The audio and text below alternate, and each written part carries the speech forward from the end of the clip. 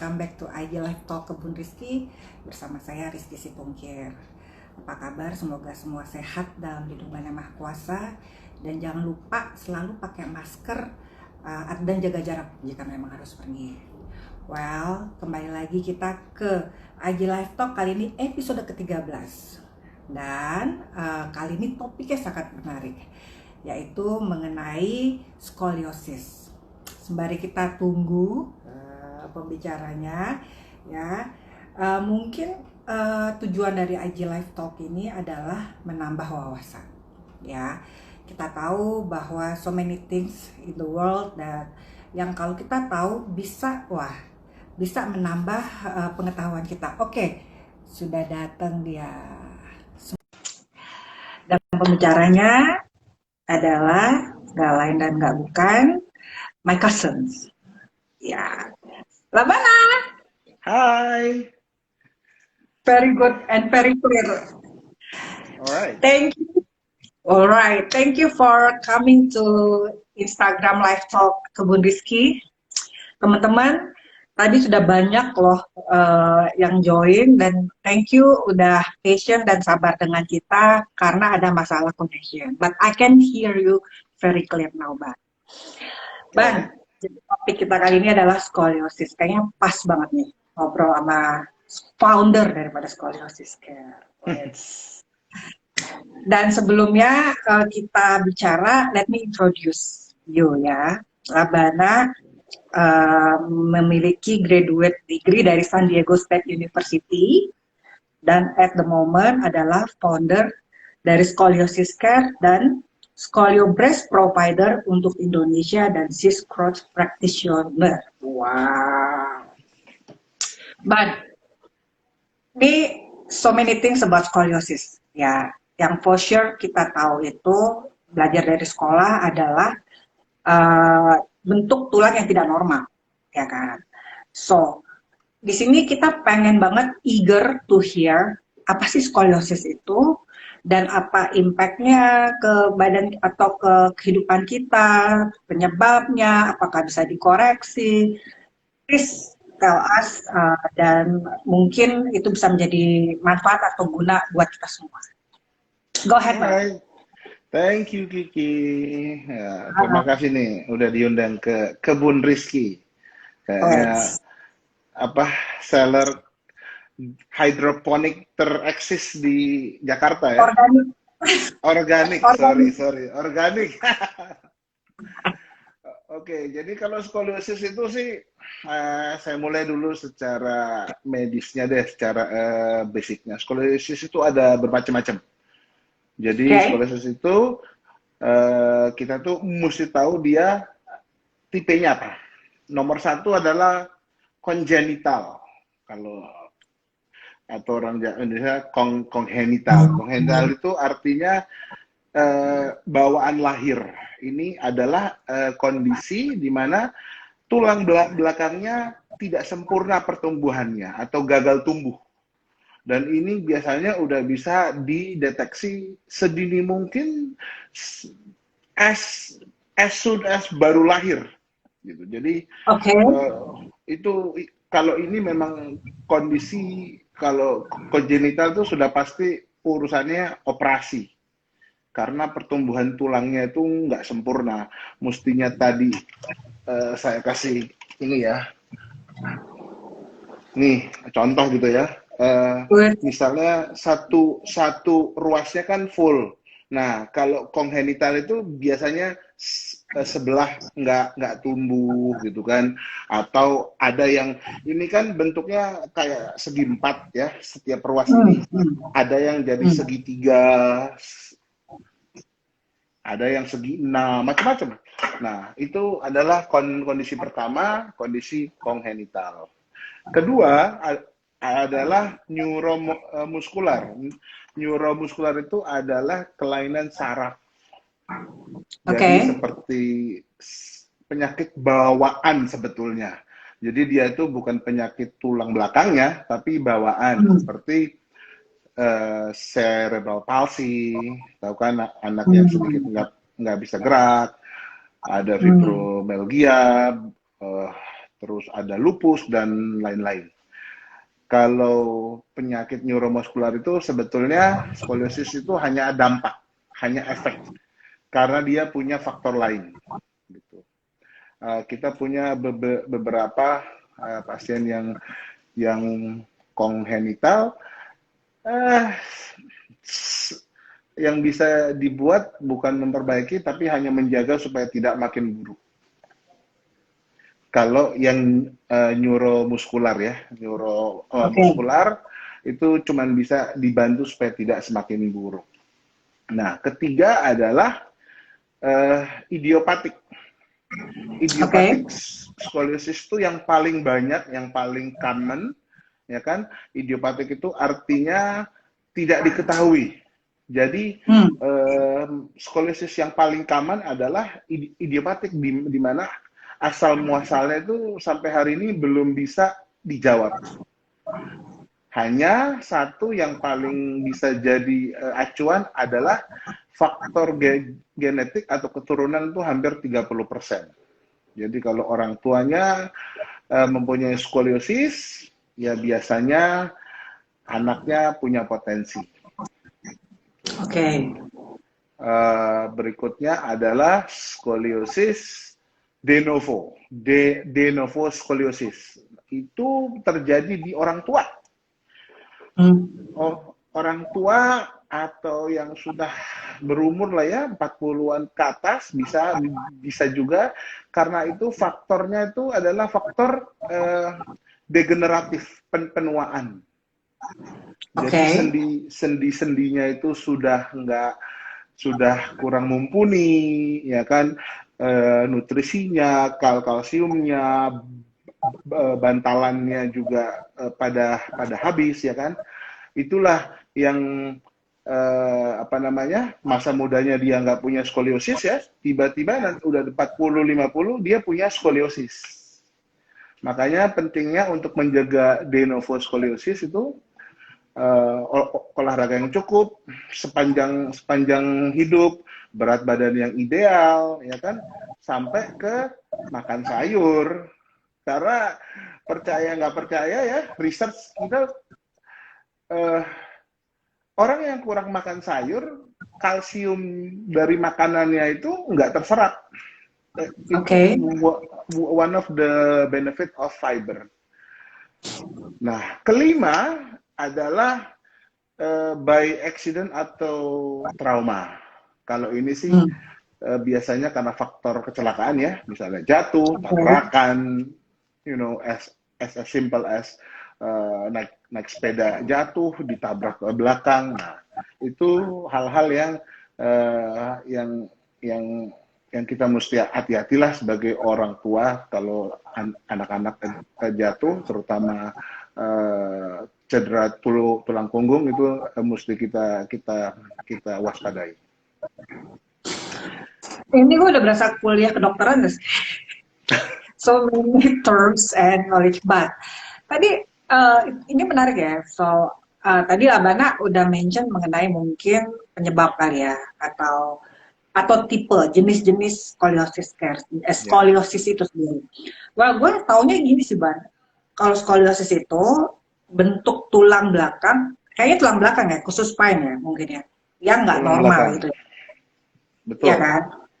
Nah, kalau misalnya yang apa sih namanya, ada yang bungkuk lah, atau ada yang ini, nah skoliosis kalau nggak salah mirip. Nah, pertanyaan gue tadi, kan ada yang memang given bawaan ya, segala macam.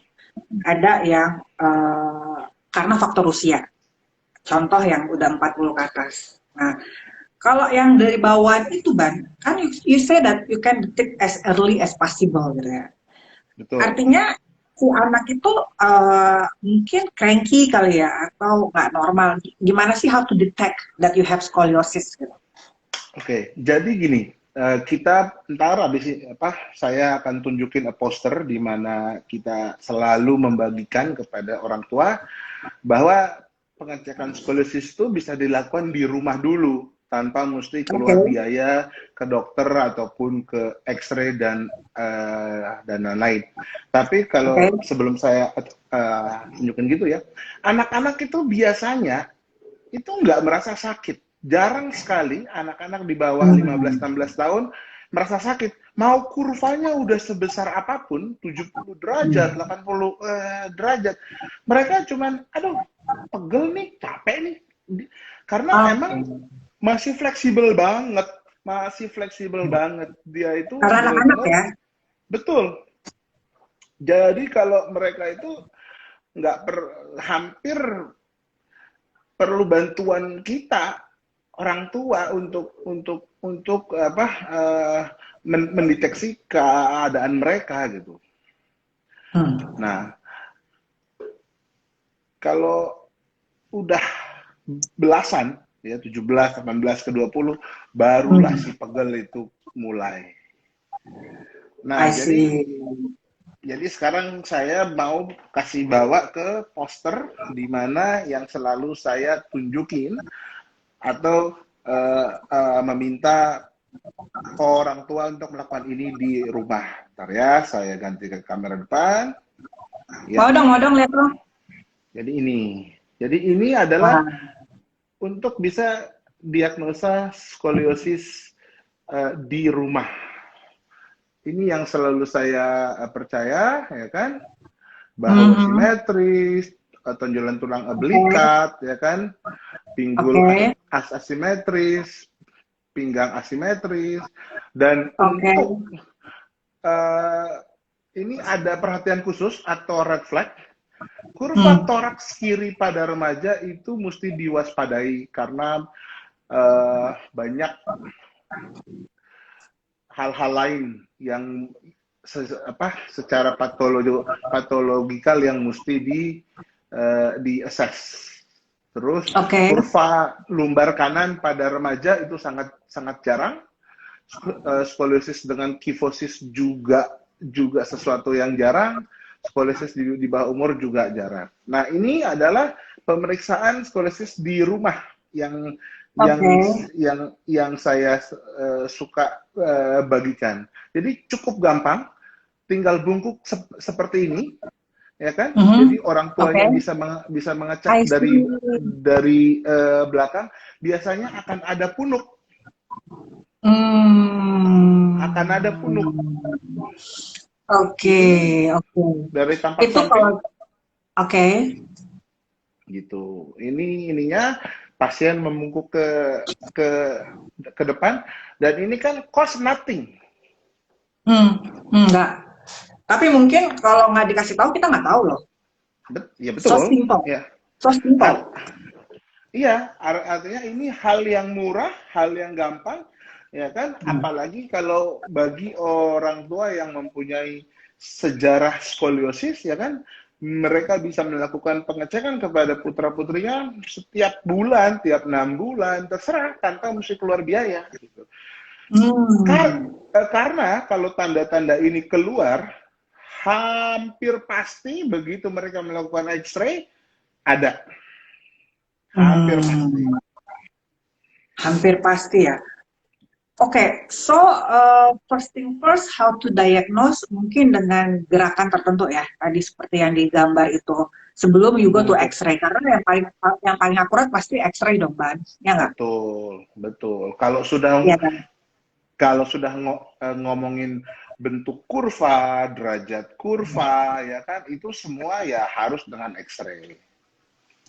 Oke, so tadi menarik nih Labana ngomong kan bahwa mungkin dia punya skoliosis tapi nggak sadar untuk anak-anak misalnya kayak gitu.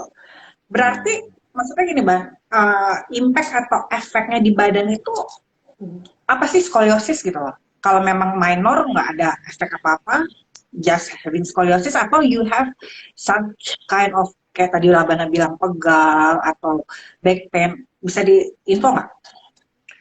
Oke, jadi kalau secara efek dari skoliosis itu bukan hanya sekedar simptom patologikal sih. Orang Hmm. berpikir skoliosis itu hanya kelainan tulang punggung, tapi sebetulnya it's much more than that. Karena skoliosis itu bisa lead to depresi, banget, sangat, terutama di remaja sekarang ya, bullies itu yang paling kasihan. Jadi banyak sekali pasien itu yang malu gitu, tak malu dan nggak mau ngapa-ngapain. Kalau dia udah parah banget kali ya, udah kelihatan banget. Belum tentu sih, belum tentu. Kadang-kadang yang kecil aja tuh dia nggak mau karena takut. Oke. Terus kalau untuk selain yang efek mental ininya ya, mental health-nya, itu untuk ininya sendiri gimana, ke fisik, ke badan misalnya? Ada nggak? Kalau ke badan ya, secara postur udah pasti akan miring. Akan bisa kayak tinggi sebelah, terus misalnya dada kecil sebelah, punggung gede sebelah, kaki pendek sebelah gitu. Dan kalau secara organ ada beberapa yang mengalami sesak napas karena kurva skoliosisnya itu sudah menekan rongga dada di mana paru-paru dan jantung kita itu kan berada karena saking twist, ya kan? Karena skoliosis itu bukan hanya kurva bengkok tulang kanan kiri loh, tapi rotasi spine-nya juga. Jadi kalau kayak gini gitu ya, bukan hanya bengkok kanan kiri, tapi muter juga, twist. Jadi dia gitu. Jadi bukan hanya bengkok kanan kiri, tapi twisting. I see, so sensitif ya, artinya very unique ya, yang very unique and very complex. I see. Ini kita udah 17 menit bahasin skoliosis. Gua harus ngomongin semuanya dapat nih, ya. Oke. And then, what about scoliosis care? Apa yang providing dari scoliosis care? Kalau kita di sini itu tempat fasilitas pelayanan skoliosis yang non invasif ya, yang kita akan memfokuskan tanpa operasi, yang kita berfokus di bracing, rehab dan physical therapy. Jadi di dunia itu kan banyak teknik. Hampir kalau kita lihat dari sejarah tahun bahkan even 400 BC itu skoliosis pertama ditemukan itu udah dari dulu. Jadi bukan penyakit baru. 400 BC udah ditemukan. Gitu. Hanya memang sampai barulah ya setelah di 21st century baru physical therapy atau non-invasive terapinya mulai efektif. I see. Kalau kita di sini provide dengan bracing, ya, ScoliBrace, bisa lihat di Instagram kita hasil-hasil pengguna brace scoliosis kita dan rehab. Gitu. Dan rehab kita itu it's very different sih dibanding kalau orang bicara fisioterapi ya, diusap-usap, dipanasin, di lampu gitu ya. Kita benar-benar beda gitu. Kalau mau mungkin saya bisa lihat ke salah satu studio kita di mana beberapa alat yang kita pakai untuk menangani skoliosis gitu. Mungkin boleh dong. Coba lihat. Ntar ya, coba dilihat dulu apakah ruangannya ada. Gitu. Jadi skoliosis itu nggak mesti takut sih. Kita banyak kok tokoh-tokoh dunia tuh yang dia skoliosis dan masih berprestasi. Saya kasih contoh satu, Usain Bolt. Siapa? Usain Bolt. itu dia pelari tercepat di dunia. Hah? Pada eranya dia 2 kali gold medalis. Oh, really? Bayangin, dia menang medali pertama, kurvanya itu masih di atas 30 derajat. Dan dia menang medali emas. Hmm. Kan bisa tahu dong seberapa kerasnya latihan gold medalis kan, bukan kaleng-kaleng kan. Nah, Iyalah. dan dia menang 2 kali. Oke. Olimpiade berikutnya dia menang lagi, gold lagi. Ya mungkin karena udah pernah menang sekali ya sponsor udah banyak lah. Jadi Hmm. kurvanya lebih turun dan dia malah lebih cepat dari 4 tahun lalu. I see. By the way, ruangannya penuh, jadi masih ada yang pakai. Saat ini belum bisa saya kasih lihat. Mohon maaf. It's okay. Nanti mungkin bisa second session kita next IG live talk atau Oh, gue visit ke skoliosis gitu kan live oh, bersama. boleh, Kalau udah nggak PSBB boleh. loh. Iyalah. Oke, Cuman kita oke, di ya. di sini kok ini kok apa protokol Welcome, kesehatannya ya. ketat kok. But so the thing is, you saying that bahwa tidak harus patologis, ya kan? Nah, kira-kira pasti gini, orang tuh biasanya kalau belum sampai sakit, ya kan, atau belum sampai harus ke rumah sakit, dia tidak akan melakukan apa-apa, ya kan? Maksudnya tidak melakukan pencegahan. Nah, termasuk nih misalnya apa sih kira-kira yang membuat orang pergi ke skoliosis care? Di samping mungkin tadi bentuk fisiknya yang bikin dia bisa jadi sasaran bully atau apa gitu kan. Tapi secara, let's say katakan gini, aduh kayaknya gue pegel nggak hilang-hilang nih. Tadi kan lo bilang gitu kan, mention sebelumnya. Hmm. Atau sesak napas nih gitu kan. Cek ke semua dokter aman gitu kan. Nah, baru dia pergi ke scoliosis care gitu. So, uh, bisa cerita nggak? Eh, kalau kita sih lebih kalau kita sih lebih outreach ya. Kita sering banget melakukan edukasi, ya kan. Hmm. Terkadang kayak kita pergi ke sekolah gitu ya, sekolah-sekolah SD, SMP. Mereka nggak tahu kalau mereka punya Hmm. skoliosis gitu, sama sekali nggak Hmm. tahu.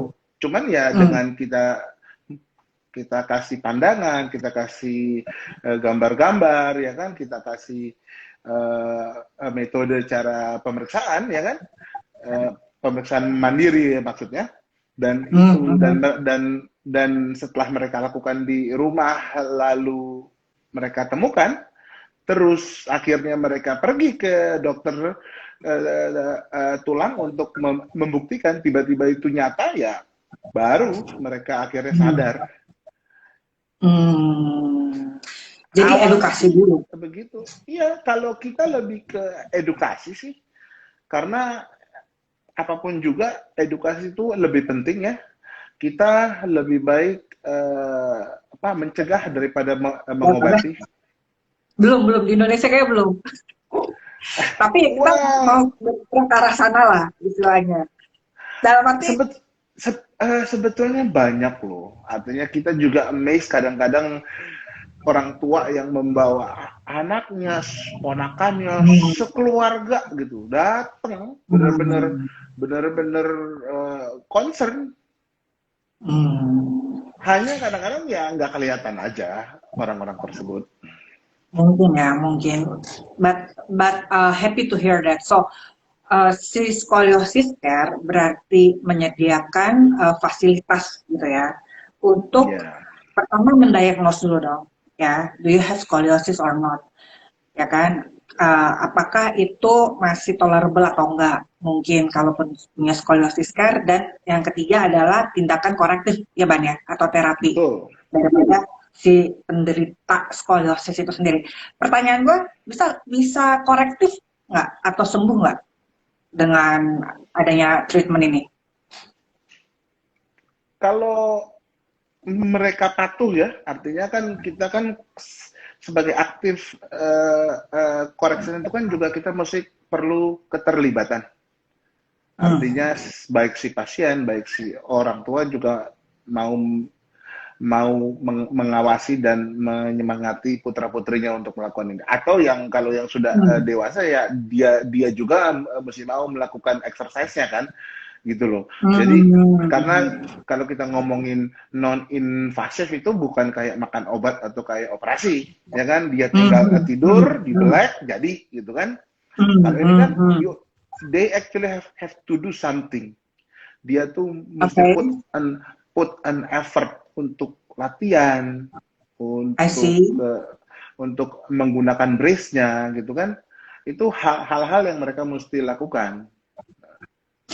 Dan I bet it's gonna be take not in short term. Ya, maksudnya gini, yang di logika gue nih, ya kan. Kalau lo udah berurusan sama tulang, pasti lama gitu kan. Maksudnya gini.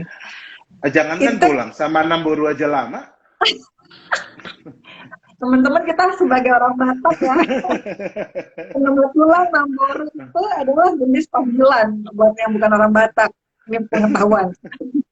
Enggak, sama tulang harus hati-hati banget gitu. Harus hati-hati. Kita mesti nunduk kita kalau ke tulang, nggak bisa macam-macam gitu. Apa tulang Batak termasuk tulang Batak gitu ya? Betul, jadi, apalagi tulang belakang kan. Apalagi tulang belakang. Nah, jadi gini. Kalau gue dengar dari cerita lo, begitu dia udah pasien dari scoliosis care, ya kan, do not expect one visit dan, ya nggak? Atau ini ngomongin 2 tahun, at least 2 tahun. Seriously, 2 tahun? 2 tahun. Are you ready to maksudnya bukan artinya 2 tahun? 2 tahun. Yes. Itu aku masuk akal. Kenapa? Contoh nih ya, misalnya lo pasang brace pada gigi, ya kan? Ya, itu minimum behel gigi. Behel, ya kan? Tulang loh, ya kan? Apalagi yang braces. Dan pasti dipantau dong, Ban, before and after. Betul. Ya nggak? Ada nggak? Bisa nggak contoh yang before and after bisa sharing ke kita? Bentar ya, saya buka dulu. Sembari kamu buka, kita ngobrol ya. Boleh nggak? Ya, boleh dong. Atau lo nggak bisa multitasking? Bisa. Suruhin dong asisten. Ini salah satu contoh nih. Ini ini pasien mulai 16 tahun, ya kan? Dia dengan 16 tahun, 73 derajat. Wah, gila. Seriously, ini real story loh, Bang. Real story. This is real story. Wah, itu gimana? Dia penampakan luarnya kelihatan bengkok-bengkok gitu atau biasa aja? Miring banget. Cuman ya saya nggak bisa nunjukin tampak luar ya. Kalau tulang kan kalau tulang tadi sudah izin sama naturang, dia boleh. Terus ini tunggu. Yang kiri ini ya, apa keluhannya? Kenapa dia pergi ke scoliosis? Saat ini dia nggak ada keluhan. Seperti yang saya bilang tadi. Anak kecil tuh, anak-anak remaja itu nggak ada keluhan. Hanya orang tuanya udah lihat ini anak saya kok miring banget ya. Anak kok di bawah 16 tahun, 17 tahun, rata-rata nggak ada keluhan sih. Oke. Terus dia di treatment dong sama scoliosis supaya jadi yang kanan ini, bener nggak? Betul. Kembali lagi nih tulang soalnya. Itu kan Ban, dari yang kiri tadi menuju ke arah kanan. Ini pasti udah real case dong. Berapa lama sih? Itu setahun setengah. Termasuk cepat dong dengan tingkat damage yang seperti itu ya. Maksudnya kebetulan compliant rate-nya very good. I see. Disiplin banget. Ini saya kasih contoh bahwa kita bisa salah satu yang kelebihan kita nih, kita mungkin satu-satunya di Indonesia yang mempunyai pemantauan dengan sensor. Wait, Jadi kita pakai chip gitu.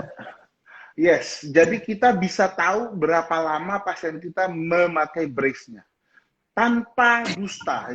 Jadi kita nggak perlu berantem sama orang tuanya. Oke, ini saya kasih contoh.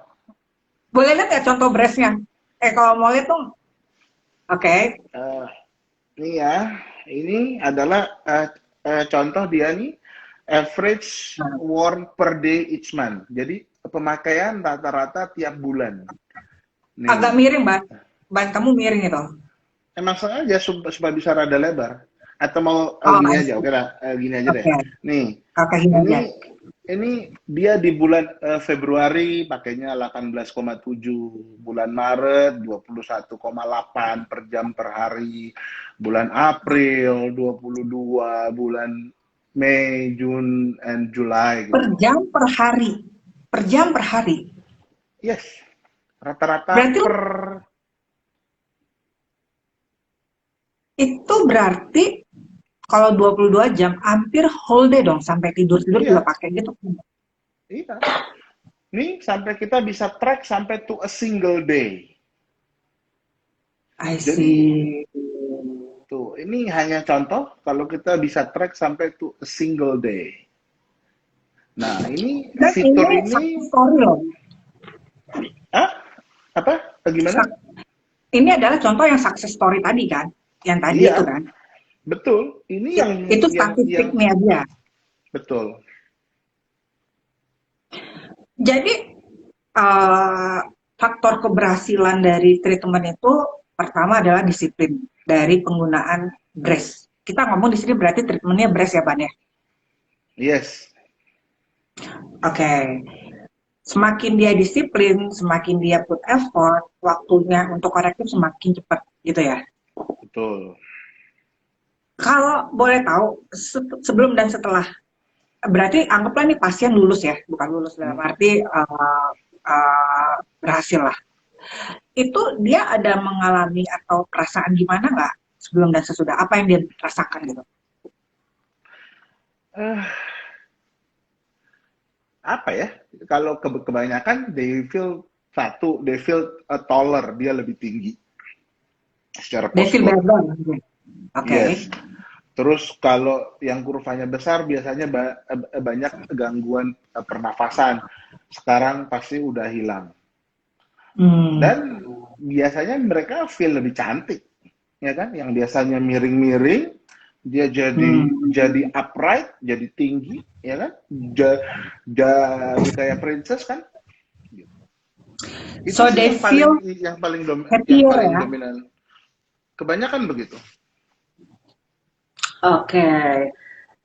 I mean like this is very interesting karena it works. Maksudnya gini, skoliosis adalah sesuatu yang belum banyak tingkat awareness-nya di orang-orang dan merasa bebas dan istilahnya tidak merasa membutuhkan gitu kan. Tapi dengan adanya cek diagnos. Jadi sebenarnya kalau misalnya gue ke skoliosis kan bisa dong ngecek gue normal nggak atau ada skoliosis nggak gitu. Bisa. Kita itu bahkan setiap bulan Juni itu kita ada, karena setiap bulan Juni itu adalah bulan skoliosis internasional. Nah, setiap bulan Juni kita kasih free screening. Kok Juni doang sih? Setiap datang dong. Kan memperingati bulan skoliosis internasional. Udah lewat soalnya. Yang belum lewat. Tahun depan lah. Oke. Terus.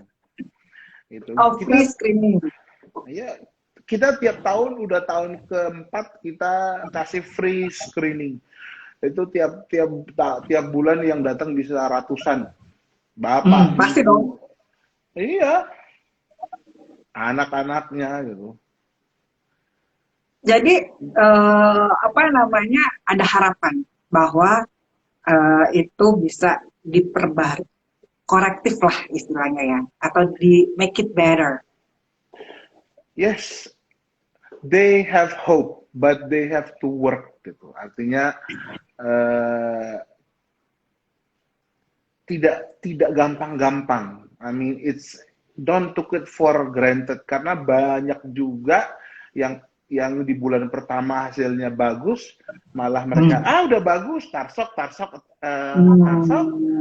malah akhirnya mesti jelek dulu sampai akhirnya mereka sadar baru ulang lagi gitu. Oke, Ban, kalau misalnya ada contoh braces-nya boleh ya diliatin kalau bisa. Tapi kalau enggak ya nggak. Maksudnya gini, pertanyaannya jadi si braces itu nggak forever dipakai ya? Sampai dia udah korektif bisa lepas gitu? 2-3 tahun. Artinya nggak forever lah istilahnya ya? Enggak lah. Kalau yang forever kan kamu sama aku. Jadi saudara kita. Suka nggak suka mau nggak mau ya udahlah ya. Terima aja gitu ya. Iya dong. Bentar ya, coba. Ada nggak brace satu? Lihat dong.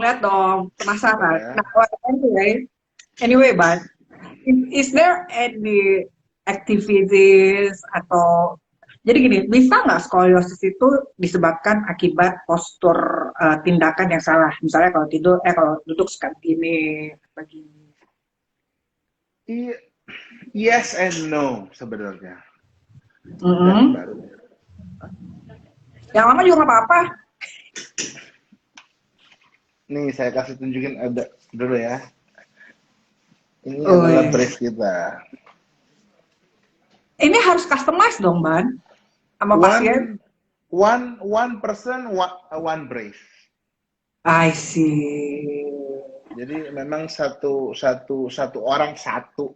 Jadi sering banget ada yang bilang, oh jadi bekas kakaknya untuk adiknya bisa dong ya gitu. Ketahuan hemat ya. By the way, gue penasaran kok sama Brompton mana lebih mahal ya?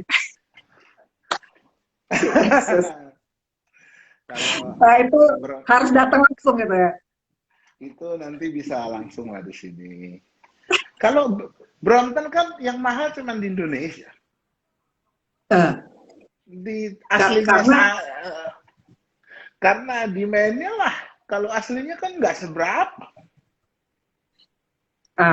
Dia ini ya, faktor prestis mungkin ya segala macam. Faktor supply and demand lah ya, lebih. Oke. Moga-moga bisnis kita kayak gitu ya, supply, outnumber dan demand gitu kan. Amin. Jadi kayak tadi gue ngomong. Kembali yang ke tadi postur, gue bilang itu yes and no.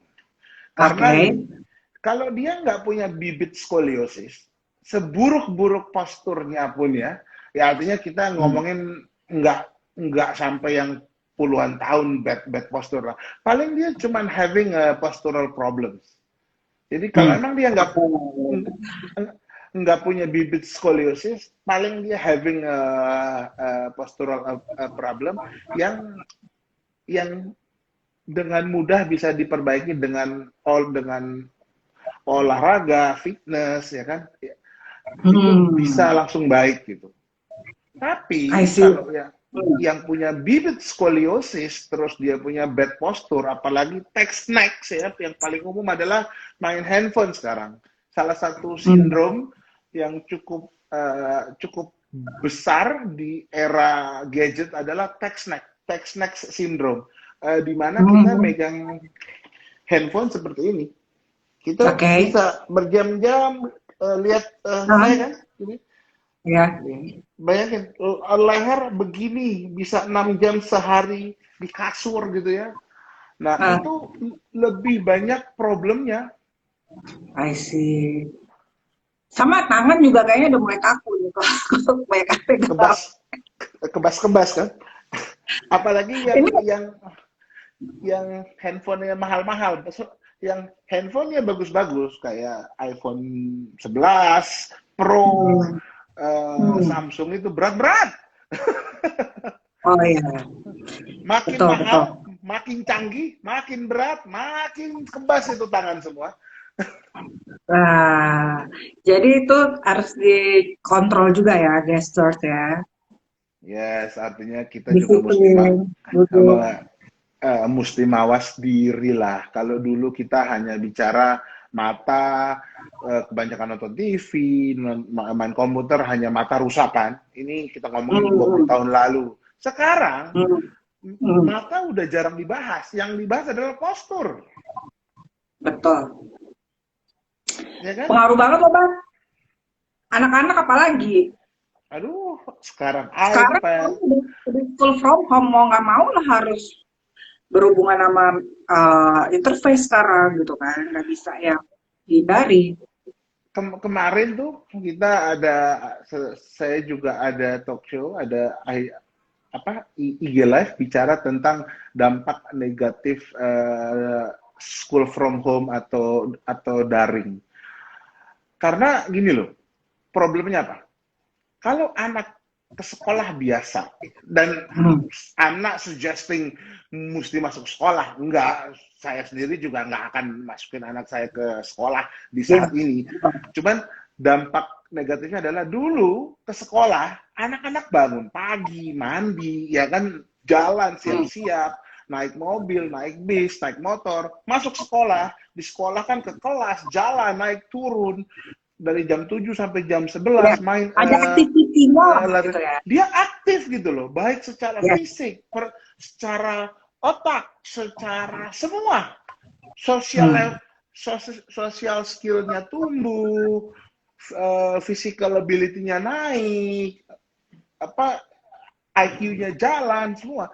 Nah, dengan daring seperti ini, ya kan, sehari itu bisa 4-5 kelas. In between Hmm. kelas tidur, ya Hmm. kan? Or Pas main pas game. or main game. Pas kelas Hmm. posturnya begini. Ya, ya, Artinya bad postur. Kalau yes. kalau lagi sekolah coba eh, tidur digetok gak sih? Sekarang nggak boleh Kalau digetok. bukan, kalau sekarang apalagi yang sudah remaja ya, pasti kan Hmm. daringnya di kamar masing-masing. Siapa yang mau ngelihat? Betul Bang, kita nggak mungkin awasi dia juga 24 jam kan. Nggak mungkin gitu. Artinya Hmm. pandemi ini juga, kalau saya selalu sarankan kepada orang tua, ayo, lifestyle itu, healthy lifestyle itu benar-benar mesti ditularkan, dan sebagai orang tua tuh mesti ngajak ke anak-anak. Nggak bisa, ayo sana lari, sementara orang tuanya duduk Orang di tuanya sofa tidur ngopi. Nggak bisa, main ayo jalan. handphone. Betul. Betul, betul. Jadi Aduh, tantangannya beda ya, tantangan zaman ya sekarang. Kita ya ya go with the flow dan in the right track gitu kan. By the way nih ada pertanyaan nih dari Panda Potensi Tungkir, kenal nggak lo? Dia bilang mas, kalau tiap bulan pre-screening leads-nya lebih banyak. Ah, ini orang sales nih pasti nih. Kalau yang ngomong, boleh boleh, tapi langsung DM sama bosnya gitu. ya maunya sih begitu, cuman manpower-nya repot sih. Ah, betul. Bang, ini udah 43 menit nih. Gue harus ngomong yang very urgent dulu ya. Tadi Siap. Labana bilang kalau makanan mempengaruhi, Oh ya iya, kan, terhadap betul. kesehatan tulang. Bisa diceritain nggak sih maksudnya gimana? Artinya gini, terutama untuk pasien yang sudah manula ya, atau yang udah di atas 30 gitu kan, tidak sedikit yang pas mereka melakukan bone density, artinya kalau yang kurva besar ya kan, udah kurva besar, terus apa namanya, skoliosisnya juga rada besar, kita pingin pingin hati-hati kan dalam mengkoreksi apa kondisi skoliosis ya. Suka kita minta tes bone density. Nah, bone density hasil tesnya itu yang sangat mencengangkan adalah banyak pasien yang tidak suka makan sayur atau tidak healthy food lifestyle itu, biarpun belum 40 kondisi tulangnya itu sudah sudah Kropos. udah hampir keropos, belum keropos, cuman artinya udah di ambang batas yang mestinya itu sudah 50-an gitu loh. Mereka pikir makan daging aja, weh sehat gitu. Belum tentu, karena tubuh nggak bisa nyerap. Fiber itu adalah partner yang penting untuk tubuh kita menyerap semua nutrisi yang kita makan. Hal simple, cuman suka mereka abaikan, itu yang kita sayangkan. Nah, berarti makan sayur itu penting ya, Bang? Sangat. Terutama mungkin di masa anak-anak, karena anak-anak masa pertumbuhan lagi gitu kan. Sebetulnya bukan di masa anak-anak. Kalau saya lebih di sewaktu mereka anak-anak harus dipaksa. Kenapa? Supaya biasa. Kalau dia nggak biasa di kecil, di gede nggak mau ah. Berapa banyak kita lihat banyak anak-anak remaja sekarang yang hanya hidup dari hotdog dan nuggets, hotdog, yes, crazy, dan diokekan lagi dengan orang tuanya. Wow. Soalnya praktis, Bang, ya kan? Tapi gini, ini menarik, boleh cerita sedikit tentang kebun Rizky ya. Nah, kita ngerti bahwa makan sayur itu penting, ya kan? Terutama sekarang ini adalah sayur organik. Kenapa? Karena zaman sekarang pestisida itu is very common, ya kan, untuk membunuh hama segala macam. Nah, kebun Rizky ini adalah satu bisnis yang mempunyai komitmen untuk providing healthy food, which is sayurnya organik, tidak pakai chemical, nggak pakai pesticide, pupuknya kompos dan segala macam, dan juga menyediakan makanan olahan dari kale atau kale yang mungkin Labana udah pernah tahu. Nah, makanan ini sehat. Kenapa? Nggak ada MSG, nggak ada pengawet, nggak ada aditif. Which is the trigger kenapa ini terjadi, karena kita tahu anak-anak susah banget makan sayuran. Like you said before, bahwa anak-anak harus di-enforce, harus dipaksa. Otherwise, kayaknya yang nature suka sayur itu nggak banyak. Gue nggak tahu deh, anak lo gimana? Suka nggak makan sayur? Kebetulan suka sih, karena memang dari bayi itu 40% itu hanya sayuran terus. I see. Tapi kan lo bukan paksa, lo enforce dari kecil. Jadi mereka udah familiar, ya kan, dengan sayur segala macam. Nah, kalau anak-anak yang kayak gini, contohnya anak gue nih, kalau ada makanan, ada sayur di piringnya, disisihin gitu loh, Bang. Ngerti nggak? Which is itu bikin gue harus pasang otak gimana caranya asupan serat itu dia dapat, ya kan, misalnya kayak green juice. By the way, FYI, you are kesayangan kebun Rizky loh, karena orderannya karena you are our big piece one off gitu kan. Wah, Mr. Labana udah pesen gitu kan, istilahnya. Well, karena kan kita kan, kalau saya belajar aja gini loh, I mean lead by example. Percuma kita ngomong ini itu kalau kitanya juga enggak gitu. Jadi kita suruh makan sayur, kita suruh ini, kitanya makan daging terus, makan gula terus, ya sami mawon toh. Artinya gimana kita jadi orang tua bisa mengatakan sesuatu kepada anaknya kalau kita juga nggak lakuin. Sekarang zamannya udah beda lah. Artinya kalau saya sudah tidak ada yang namanya kekuasaan orang tua itu absolut. Ini rada off topic ya. Cuman kita ini kayak mau curcol. Sedikit. Gue kesel tuh ya. Lah kan dia nonton juga mungkin. Halo Terang. Kita jadi orang tua itu jangan absolut gitu loh, ya kan? Jadi pemimpin bukannya hanya nyuruh, tapi ya kita sama-sama dong, ya kan? Artinya lead the way gitu kan? Kan lucu kalau ini orang tua zaman dulu nggak boleh ngerokok, kau belum nggak boleh ngerokok, tapi dianya sendiri begini, kan apa coba? Ya, Bulan makan sayur gitu kan, tapi dia sendiri gak makan sayur gitu kan. Ya, Betul. orang lebih lebih ngeliat role modelnya daripada omongan nasihat ya Ban ya. Sangat, sangat, sangat itu tanpa disadari alam bawah sadar itu untuk masa depan anaknya pun jauh lebih baik. Betul. Jadi dia jadi man of integrity. Why? Karena omongan sama perilaku sama gitu ya Ban ya. Betul. Ya, gue setuju banget nih.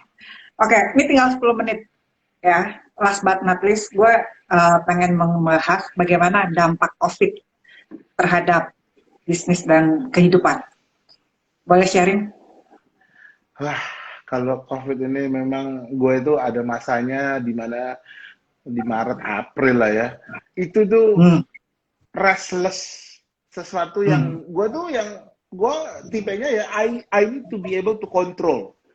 Gue tuh Kontrol mesti freak. mesti bisa foresee what happen in the next day or two Hmm. gitu. Hmm. Hmm. Cuman kok dengan pandemi ini ya apa yang mau kita kontrol? Sampai hari ini aja kita nggak tahu kapan Hmm. ini selesai. Mau punya Hmm. duit segunung, mau beli vaksin Hmm. di mana? Ya kan? Hmm. Mau duit Hmm. kau segede apa juga, nggak bisa apa-apa. So artinya Hmm. kalau buat gue pandemi ini benar-benar belajar buat saya lah dan keluarga untuk berserah bahwa Terus, kita tuh cuma segini di dunia ini. We're nothing. Dikasih boom, selesai. Tiarap loh semua. Kita sempat tutup hampir sebulan. 2-3 minggu lah. Tutup. Karena don't know what to do. We're not ready. Kita nggak tahu apa itu health protocol. Nggak ngerti. Serba salah. betul. Ada yang tahu. Apalagi nggak tahu kita. Dan mau beli apa-apa juga bingung gitu. Plus harganya yang pada saat itu gila-gilaan juga gitu. Jadi itu sih. Ya sampai hari ini banyak juga yang masih belum berani, ya kan? Makanya kita provide exercise via daring, konsul via daring. Artinya kita juga mesti adapt to the new norm, the new reality. Yes. Sebelum ini tuh saya nggak pernah punya Skype. Sekarang kita jadi hostnya Zoom. Hostnya loh, Gila nggak? nggak pernah ikut Zoom, tiba-tiba lo jadi hostnya lagi gitu. Harus. Kita tuh udah punya seminar yang sudah line up ya untuk ready to go, akhirnya semua via Zoom. Ya kita juga mesti bisa beradaptasi, ya kan? Betul. Adaptasi is the number, maksudnya kayak survival the fittest aja lah, ya kan? Ya, Betul. bukan lo doang yang mengalami gitu kan. Ya cuman kalau survival to the fittest kan bisa lebih egois ya. It can be egois dan self-centered. Kalau saya lebih suka lebih to adapt to the changes, apapun itu. Baik sisi pekerjaan, sisi kehidupan, sisi keuangan, semua. Artinya Gue gak nyangka lo sebijak ini deh, Pak. Luar biasa ya. Abang udah jadi aduh, bentuk demo ya. ya boleh lah dikit-dikit. Oke, Ban. So, last but not least nih. We only have 5 minutes left. Ya. What is your tips dan saran buat para teman-teman di luar sana, ya, either itu berhubungan dengan skoliosis atau tidak, yang bisa di-share?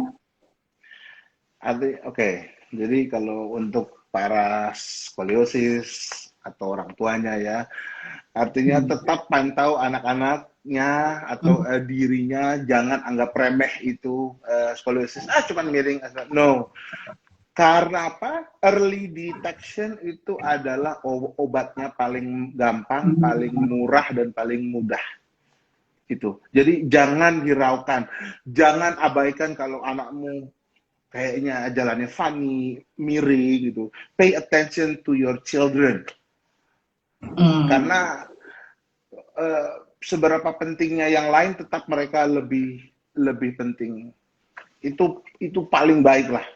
itu. Dan karena udah sering sekali yang kita lihat datang kurva masih 10 gitu kan. Cuman 10 di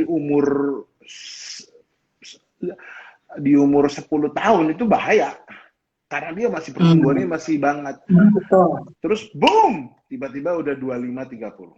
So too late. Jadi tetap semangat, tetap aktif ya kan. Itu sih yang paling bisa kalau untuk COVID. Stay safe. Uh, I know it's boring. Saya sendiri juga udah nggak tahan diem-diem di rumah. At least select and choose who you go with, ya kan. Try to understand teman-teman yang kita ini ya hanya untuk menjaga kesehatan bersama sih. Kalau aku lihat kemarin pas ke skoliosis care itu ada kayak apa sih mesin untuk itu ya, apa sih namanya Ban, gue nggak ngerti, yang bakteri atau Jadi virus salah satunya lah gitu ya. ya ada filter udara yang menggunakan ultraviolet. Karena kan Asik. karena kan katanya ya again katanya karena bukan bidang saya juga, katanya itu airborne kan. Nah, Iya. kalau kalau filter aja nggak cukup. Nah, Hmm. nah kalau filter udara yang ini sudah menggunakan ultraviolet, jadi semua udara yang masuk ke situ akan kena lampu ultraviolet yang sangat terang. Jadi Hmm. udah di sterilize begitu dia keluar, bukan hanya bersih dari debu ya, tapi juga bersih dari kuman dan bakteri dan virus-virus. Ya itu for a peace of Effort mind lah, lah. Yes, effort lah ya. yes. Dan terutama ini Ban, effort yang paling gampang kita lakukan pakai masker. Orang-orang gue nggak tahu kenapa masih terus harus didengungkan. Aduh, mana ya masker gue ya? Exactly, Hmm. pakai masker. Kenapa Ban, gila? Yang ya coba aja sekarang katanya udah hiking banget ya kan, numbers of victim. Udah 800, udah 180.000, gila nggak? Hmm. Makanya. Ya, cuman ya untuk berkomentar juga sulit. Para pejabat itu pun pimpinan negara, pimpinan daerah, I'm sure they're doing they can lah. Kalau kita di posisi mereka juga mungkin kita nggak tahu mau jawab apa ya. So kalau saya tetap ya udah mendukung semua program negara ataupun daerah, tapi tetap self awareness-nya nomor satu, itu paling penting. Jaga jarak kalau pergi, kalau perlu nggak usah pergi kalau nggak emang yang benar-benar urgent ya Ban ya. Iya, artinya kalau saya sendiri aja cuman mencari nafkah sama olahraga. Soalnya kalau nggak olahraga, waduh, ntar COVID kelar, saya kolesterol, gula, sama yang lain-lain malah ntar. Kan gawat juga. Jadi Betul olahraga itu betul betul. tetap juga gitu kan. Iya iya iya, gue setuju. Dalam arti ya as smart as possible lah. Gimana kita Ya, tetap bisa berolahraga karena itu penting ya Ban ya. sangat, Sembari sangat, keep sangat. sanity sane. That's the most important thing juga. Di dalam tubuh Right. yang sehat, sorry, Sehat. di dalam, Benar-benar. benar kan? Tubuh yang sehat, Tubuh yang sehat, terdapat yang, jiwa yes, yang di dalam tubuh yang kuat, sorry, di dalam tubuh yang sehat terdapat jiwa yang kuat. kuat. Itu. Yes. That's why kita masih bisa begini nih sekarang. Bisa aja talk. Padahal ya keadaan sudah seperti ini ya nggak Ban? Tetap harus semangat, berpengharapan, ceria, dan sukacita. Well, anyway, Ban, I think I have to wrap this up karena tinggal Alright. 1 menit lagi. Thank you so Okay. much buat waktu dan share-nya yang menurut gue sangat amat mind blowing ya. Artinya oke, gue tahu apa sih sekarang. Dan thank you buat Scoliosis Care dan tetap semangat buat keluarga juga ya Ban. Salam buat tulang, buat karena dia bahas tulang gitu kan. Tulang, sama mungkin nanti ke depan kita bisa ada collab ya kan Ya antara dong. healthy lifestyle dengan Kebun Rizky dan Scoliosis Care. Wow, Sama-sama. luar biasa. So, Sama-sama juga thank you. salam untuk tim Kebun Rizky supaya sukses selalu. Stoknya jangan habis-habis. saya pesen habis gimana dong? Kan organik, susah nanamnya. Iya, kelas. Oke, Bang. Thank you so much, Koyo Sister. Thank you so much, Labana. Semoga Sampai semua jumpa. jadi berkah untuk semua. Bye.